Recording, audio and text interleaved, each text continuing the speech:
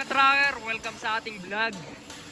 Meron kami ditong unit. Ito, garantisado to. Walang back job to dahil ito po ay brand new unit. Hino 500 series 6-wheeler. Cargo drop side with boom crane. Ipakita ko po sa inyo, ikutan po natin para magkaroon po kayo ng idea sa ganitong unit na ginagawa po namin dito sa loob ng planta. Nandito po pala tayo sa Calipil Marketing Corporation, Barangay Mambugdos, Bacoor, Cavite.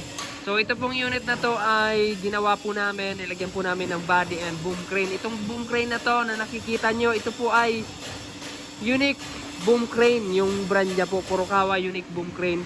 Ito po ay 5 tonners. Meron po siyang 4 na section. 4 section po siya yung dugtong. So ayan po yung itsura niya. Ayan, di ba? Solid po yan. And then naglagay rin po kami ng rear outrigger. Kung makikita nyo po sa likod ng gulong, meron pong yung kulay pula na yan, rear outrigger po yan. Nagdagdag din po kami ng ayan, operational lever. Ayan, nagdagdag po kami. Yung po yung itsura, brand new unit po yan. Ayan, solid po itong ganitong boom crane. May pyesa at madaling ayusin. Dito naman po sa body, ito po ay all steel cargo drop side. Maganda po yung pagkapintura niyan, new retain paint. Tapos double running guard siya, blended running guard. All steel na po siya at yung mga bisagra nito ay madami at malalaki. Hanggang likod yung ano niya, running guard. Tapos yung baby chassis nito makapal, pati yung mga soleras. Maganda yung pagka-welding. Ayan, may grill na yung kanyang taillight. Ayan po yung likod. Tapos ito yung flooring. Ayan, sa ibabaw. Yan po yung flooring, makapal. Solid na yan. Ito, wala talaga tong back job at talagang ibabiyahin nyo na lang. Kailangan lang nito ng maintenance, change oil, tapos yung preno, all goods na. So ayan po yung pagkakalagay po namin ng rear outrigger. Hydraulic po ang ating boom crane ha.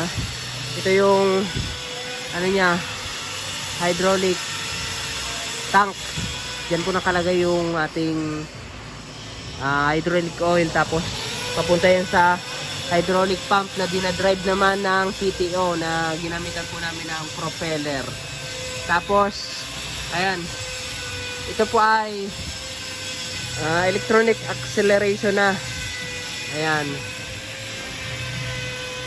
drive by wire po siya, drive by wire. May mga safety pages din po yan.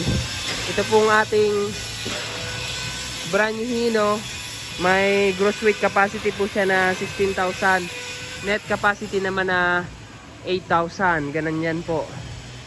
Ayan, pakita ko sa inyo yung loob. Ito po yung loob oh. Oh, di ba? Pogi po yan. Brand new na brand new. Sa mga naghahanap po ng brand new unit, meron po kami dito Hino 500, meron kaming Hino 700, 300 series.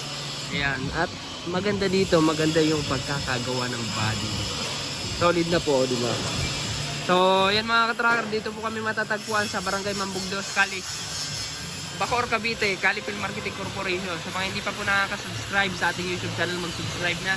Sa mga hindi pa po nakaka-follow, mag-follow na sa ating FB page, Tracker Moto PH. Maraming salamat. Dito ko lang matatapusin itong video na to. Maraming salamat sa pagsubaybay sa mga subscribers natin. God bless. Bye-bye.